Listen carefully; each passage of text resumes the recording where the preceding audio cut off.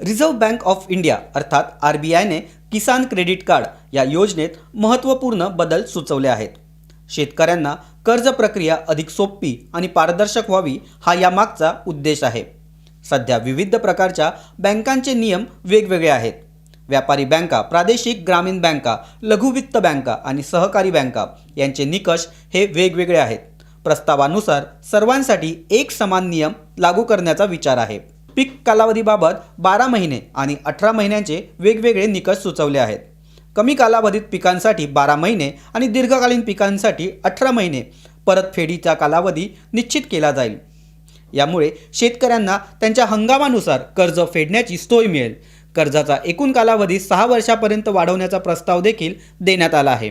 यामुळे दीर्घकालीन नियोजन देखील शक्य आहे। कर्ज मर्यादा निश्चित करताना प्रत्यक्ष उत्पादन खर्चाचा आधार घेण्यावर भर देण्यात येणार आहे। बियाणे, खते, कीटकनाशके, मजुरी यासोबतच आधुनिक तांत्रिक साधनांसाठी देखील कर्ज उपलब्ध होणार आहे।